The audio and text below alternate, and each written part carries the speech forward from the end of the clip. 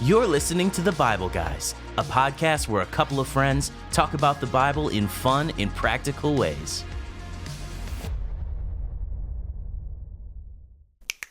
Good morning, good morning. We talk the whole night through. Good morning to you and you and you. Happy Tuesday. Happy Tuesday. Happy, Kyle, it is happy. It's a happy Tuesday. It's a happy good morning to everybody who tuned into the Bible Guys. My name is Chris. This is Kyle. And today we are your Bible Guys because Jeff's out of town. He is. Yeah. He's traveling. TTI.org. Yes. Actually, we should have looked that up. We could have actually given people We didn't say .org. We said .com. No, you could try different ones. The Timothy Initiative. Just Google it. It'll be .tv tomorrow. Yeah, that's right. .tv. Anyway, hey, today we're actually in the second week and second day of the second week of Dangerous Prayers. Yes. And today we're talking about Moses and how he actually had a conversation with God and prayed a very audacious and kind of a out there kind of a prayer. Absolutely. Yeah. But before we get into that, we have a really fun segment. Who's most likely? Yes. Do you like these? Yeah. For sure. I like these a lot. Yes. All right. So we're going to go through. We got 5 who's most likely. Yep. And so I'm going to read these, or we're going to read them together. I'll start with the first one, and then we're just going to discuss who's most likely to do something. Okay. First one. Who's most likely to show up late with Starbucks in hand? Chris or Kyle? Which, by the way, is funny because that indicates that the reason why they're late is they stopped to get Starbucks, right? For somebody else, yes. So I would say you are, probably historically more of a late person, maybe, just because I'm usually No. There's no doubt I am. And when it comes to but I'm the Starbucks person. Mm-hmm. So I don't know. That's a tough one, man. Yeah, it is. As I have a generic coffee in my hand, right? If I'm willing to be late to something and I have Starbucks in hand, I think that's my way of justifying being late. Okay, all right. So let's go with you then. Yep. Which, by the way, that is pretty funny, right? Yes. When somebody, I actually saw a commercial the other day where a lady walked into the hospital and she's like, I got here just as soon as I can. And she's like, where have you been? She was like, I got here just as soon as I can. And she had a Starbucks in her hand. And she goes, did you stop for coffee? You waited 40 minutes in line for that. It's hilarious. Yeah. So okay, we'll say you. Okay, number 2. Who's most likely to fall for an obvious scam? Oh man. You don't seem gullible like that. I don't. I think I'm the opposite of this. Yeah. So when I read this before we started this, I was like, oh, I don't think either of us. But I did realize I did fall for a scam recently. I'm embarrassed to admit this. Really? Yes. So there's these golfers that I follow on social media. Good Golf. You ever heard of them? Christian guys, but that they just do golf videos on YouTube. They're very popular among YouTube golfers. And there's Instagram ad came up a few months ago for like $7 shirts. It literally showed video with them saying $7 shirts, good golf. Click on this link. And I did. And I was like, holy smokes, they're actually $7 shirts. And they had this and they had that. So I ordered like $40 worth of things, maybe $50 worth of things. And I ordered it. And then it sent it like when the order came through with some third party website. And I was like, oh my goodness, I think I just got scammed. But before I had even realized I got scammed, I'd sent it to several friends. And they're like, after I'd ordered, they're like, bro, you really fell for that? So it's kind of I felt embarrassed later. I'm like, so somebody must have taken their videos, and then threw the $7 shirt over top of their video. So it was a legitimate scam, but yeah, that happened. Okay, and then what happened to your money? So I ended up having to go and fight it with a credit card company and got my money back. But yeah, it was definitely. And you didn't get anything in the mail? No. Wow. I'd still be waiting. Wow. Yes. So that's incredible. Yeah, and I was annoyed at myself because I had people who were like, dude, how did you not? I'm like, I thought I found a good deal. Yeah. I had a lady call me just like the other day, and I decided to answer it. And she, it's obvious she's in another country somewhere. She's speaking in such broken English that I can't even understand her. Mm-hmm. And she's saying, you've been forgiven for, my kids have like student loan things, She's like, you've been forgiven for maximum forgiveness. She's like, maximum forgiveness meaning everything. And all I need to do is get your information to sign into your account. Oh. And I was like, really? I mean, I can't even understand the English. And she's saying to me that all she needs is all my personal information. Oh my God. Because I've been approved for maximum forgiveness. Yeah. All right. So unfortunately, I think this one may be me. I hate to admit that. Okay. All right. Number 3. Oh, actually, wait. No, you read. Yeah. Number 3, who's most likely to run for office just to prove a point? Well, if Jeff were here, that'd be him. Yes, 100%. There's no doubt. 100%. Can we just say Jeff just because? Yeah. So why would it be Jeff? Well, because number one, he would actually be smart enough to run for office. Yes. You and I know, so no go. There's that. Yes. And number two, I guess he's just determined in some ways. Yeah. Did you ever hear the story he told about like fighting the county for chickens? Yeah, for chickens. One time he told me, there was a 15-minute story he told me one time at like some get together. I was like, wow, this is quite elaborate. Yeah, and the thing is, he didn't even really care. He just wanted to win. Just to prove a point. Well, because he was right. Yes. Yeah. That was awesome. So I thought that was funny. Yeah. Jeff's the winner between all of us. 100%. But me or you, I don't know, man. I don't know. If we had to choose, I'd probably say me, just because people. Well, that's not true either. I was going to say older people have a better shot at office. Is that true? I think it's true. Yeah, maybe. Yeah, maybe. More trust. Yeah, maybe. Okay, fine. Number 4. Who's most likely to compete on Survivor and actually win? Boy. So, dude, actually, do you ever watch Survivor? Do you want to hear something hilarious? What? Remember, just as embarrassed as you were to say that you fell for a scam? Yeah. I have never once seen a single episode of Survivor. Okay. Not one. Okay. So I have no idea what Survivor is, other than I think they just have to have knowledge to survive things. Yeah, so you're stranded on an island, essentially stranded. You do different challenges. Yep. You sleep in the woods or the jungle, and every couple of days you vote somebody off that you basically dislike. It's a social. I knew the voting off thing. Yeah, so that's where you get to the end, and then basically your peers vote who the winner is. Okay, the fact that you even knew that puts you ahead of me. Yeah. So I've watched the show a bunch. For anybody who's a Survivor fan out there, I would love to chat Survivor with you, because I've not watched the last few seasons, but it's a show that me and my family, we enjoy. It's a great show. I've thought about it a lot because I watch it and I wonder what it'd be like to be on there, and I think I could do a good job on the show from a challenge / social perspective. The biggest negative is sleeping.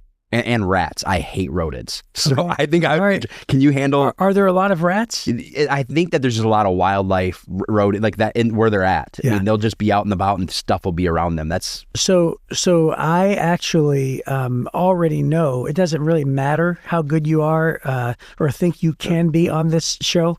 The fact that it's just outdoors. All you have to do is say outdoors. Sleeping on and I'm out. Yes. I'm out. So, it's not like I can't sleep outdoors. I've done it. I've camped. Mm-hmm. I've camped on the ground with sleeping bags. I've done the tent thing. I've done the RV thing. I've done some of those things. I've, cooked by the fire and all that stuff. I've done that. And I just loathe it. I loathe it. I loathe it with every part of my being. Yeah. I just don't understand, right? It's like, I don't understand why that's so unbelievable. And you know what I think it is? I think it's one of two things. Either number one, people love nature and they love it. Love nature, right? Feel closer to God in nature, want to be around nature. They feel something about what nature does for them, all these kind of things. I have none of that. Yeah. And then number two, there's like a primal live off the land kind of a thing, right? There's that. Which is different. Yeah. It's more of like a look at me. I survive with a stick and a and a hunting whatever. That's a little bit of Survivor. Some of the people that go on the show are thinking that same way. Yeah. So I would say I have none of that either, right? Now, could I do it? Well, I think I could. I just don't like it. Yeah. So some people go on the show and they literally will last 24 hours and they're ready to go home. There's other people that will last 30-something days and say, I love this. This was great. And that's the part where I'm like, you are a certain type of person. Oh, yeah. You go 30-something days and you loved it. That's odd. Yeah. All right. So I think that would be me, but by default. Yep. And then last one. Go ahead. All right, this last one. Who's most likely to become obsessed with a random hobby like extreme ironing? Extreme ironing? Oh, boy. First of all, I've never even heard of that phrase in my life. No. Have you? No, extreme ironing, no. Now, first of all, let's just talk about this. Do you like to iron? I don't do it, no. Yeah, I use a steamer. So I'm the only one in my family that irons. Yeah. So it's not like my wife can't iron. She can. But she lets me do it because I grew up ironing. Yeah. I kind of want to buy an ironing board and iron because... you don't own one? No, we use like a little steamer thing, but it's not the same. I like when I go to a hotel and I see, if I'm like doing a wedding or something like that, I like to actually iron my shirt. Huh. Yeah, so my mom taught me when I was a kid how to iron. And so she literally would take different types of clothes and say, here's how you do it. And so I grew up ironing. So weirdly enough, I mean, the fact that ironing is attached to me in some way is weird by itself. but I'm not kidding when I say, like, my best friend since the 8th grade, Jeff Miller, he always knows wherever we go, all he has to do is say, hey, I have 6 things I need ironed. Here you go. And he just hands them to me. Yeah. Like if we're on a trip or something, Yeah. he'll say, here you go. I'll say, okay. I'm gonna make this look good. And I'll make them look great. That's awesome. Because I love to iron. I don't love it. I sort of enjoy it. Okay, so extreme ironing. So most likely become obsessed with a random hobby. That probably would be you between the two of us. Okay. And then extreme ironing for sure would be you. Okay. So I'm the winner of that The one. winner of that Clearly. All right. Yes. All right. Well, hey, that was really random. Yes. And you know what else is random? This prayer that Moses comes up with out of the blue. It is random. It is random. It's sort of like it's never been requested before, and I don't think it's ever been indulged since then. No. Right. So you can say that it's random. It's cool. Random. It's certainly cool. It is. But it is random. Yes. All right. So Exodus 33 is the chapter we're in. Yep. And then the verses 12 through 23. Let's see here. All right. Starting in verse 12. One day Moses said to the Lord, you have been telling me, take these people up to the promised land, but you haven't told me whom you will send with me. You have told me, I know you by name, and I look favorably on you. If it is true that you look favorably on me, let me know your ways so I may understand you more fully and continue to enjoy your favor. But remember that this nation is your very own people. And the Lord replied, I will personally go with you, Moses, and I will give you rest. Everything will be fine for you. Then Moses said, if you don't personally go with us, don't make us leave this place. How will anyone know that you look favorably on me and on your people, if you don't go with us? For your presence among us sets your people and me apart from all other people on the earth. The Lord replied to Moses, I will indeed do what you have asked, for I look favorably on you, and I know you by name. Moses responded, then show me your glorious presence. Love that. The Lord replied, I will make all my goodness pass before you, and I will call out my name, Yahweh, before you. For I will show mercy to anyone I choose, and I will show compassion to anyone I choose. But you may not look directly at my face, for no one may see me and live. The Lord continued, look, stand near me on this rock. As my glorious presence passes by, I will hide you in the crevice of the rock and cover you with my hand until I have passed by. Then I'll remove my hand and let you see me from behind, but my face will not be seen. All right, that's the end of it. Yes, so let me read that again. Then I will remove my hand and let you see me from behind, but my face will not be seen. That's verse 23. All right. Yeah. Wow. You want to know how churchy my church was? So a lot of times when you preach this in the King James Version and those type of churches, we used to call that the afterglow. Okay. So that it's like the afterglow of God's presence. And so every time we would have like an event after like a Wednesday night service or a Sunday night service, we'd call it afterglow. That has to be, you're glowing. Literally, I'm not even kidding. That is one of the cheesiest and worst memories. Think about that. This is the cheesiest thing. Now, it's not cheesy for church people, right? I mean, it's kind of cool for church people in terms of like the concept. But like, can you imagine inviting a friend? Come down. Who does it? Yeah. Hey, we're going to do this thing. You'll be glowing. It's so cool. What is it called? It's called Afterglow. Why is it called Afterglow? Well, we're going to have to get it's kind of a long story, but we're calling it Afterglow. Oh, it's just the worst. Yeah. So anyway, but yes, that is actually such a random request. Let me see your presence, because think about it. I don't think that anybody. Well, I'm trying to think. Jesus' disciples said, take us where you're going. Yeah. Right. I don't think anybody asked to see Jesus in the transfiguration, although they did. They saw Jesus' face as white as, bright as the sun. But I don't think anybody has ever said, God, I want to see your face. I could be wrong, but I don't think so. And yet God indulged Moses. And you know what's so interesting here is that God indulged Moses in his patience more than once. 100%. Because Moses said, go with me. And then God immediately said, I indeed will go with you and with all of the people. And then Moses says again, right after that, Lord, if you don't go with us, how will anybody know? Right? And then God, it's almost as if God, if I were God, I would say, didn't you hear me? Dude, yeah. I literally just said, did I stutter? I literally just gave you the promise. Yeah. And I think that sometimes we as humans, we are plagued by past experiences. Like, for instance, here's the reason why I believe Moses had such a hard time believing God at his word. Because this is Exodus 33. In Exodus chapter 20, that was the 10 Commandments.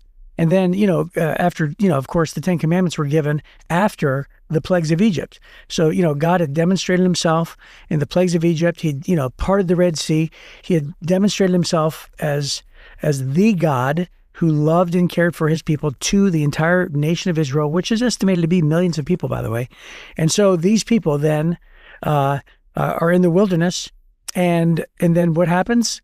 Moses goes on top of Mount Sinai, comes back with the 10 Commandments, and while he's on the mountain, they decide to build a golden calf in Exodus 32, which is the chapter before. Yeah. Right? The chapter before. So one chapter earlier than this, Moses comes down with the 10 Commandments and sees Aaron, not just anybody, Aaron, for crying out loud, right? His right-hand man who actually fashioned the golden calf himself.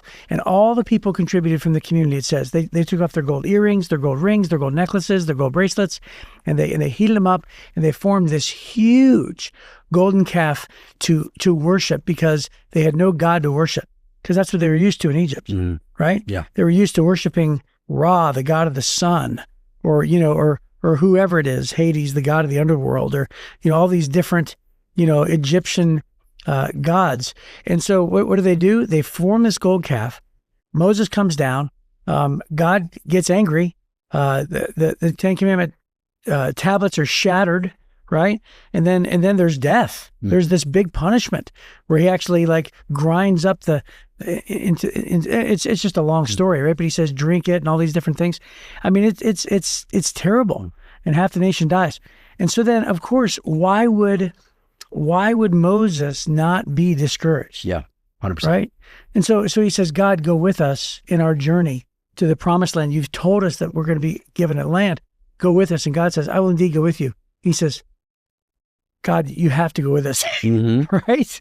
And I think it's because we're shattered from our past experiences, don't you? No, I agree. I think it's actually, when you put that context into it, you see why Moses is that way. And also, I think it's an even better picture of who God is. Moses literally was a friend of God, and the way God was patient with him, and the way God reminded him multiple times. I think it's a few different times. He says, I show favor, I see you favorably. I want to give you favor. Let me see. I will need, I look favorably upon you. He said it, I think 2-3 times. He shows favor to him. And then he says, and I know your name. Yes. And I know you by name. I will show mercy to anyone I choose. I will show compassion to anyone I choose. So I think it's interesting he chose mercy and compassion to anyone I choose. That it was not, honestly, when I first read it, I was expecting mercy and then judgment. I'll choose mercy and then I'll choose judgment. He said mercy and compassion. Yeah, like mercy or judgment. Yeah. But he's saying mercy and compassion. That I choose. Which are close cousins. Yes, 100%. Right? But then the whole idea of, looking at my presence, you can't even look me in the face. I mean, that's really, I mean, honestly, all I can say, that's awesome. That is such a cool, picture of God just saying, you can't even see me. You can't, I'm going to have to turn my back. And even then, you're probably still going to have a hard time comprehending the majesty of my presence. I love that. So when I memorized all of this, when I was a young student, I just remember in the King James Version, verse 18, instead of saying, then show me your glorious presence, Moses said, then show me your glory. That's all it says, right? Show me your glory. Yeah. And so God grants him this request, and he says, I will show you my presence, but I'm not going to show you my face, because nobody can look upon my face. So somehow Moses hides in the cleft. It's another fancy word we used, cleft. Cleft of the rock. In the cleft of the rock, right?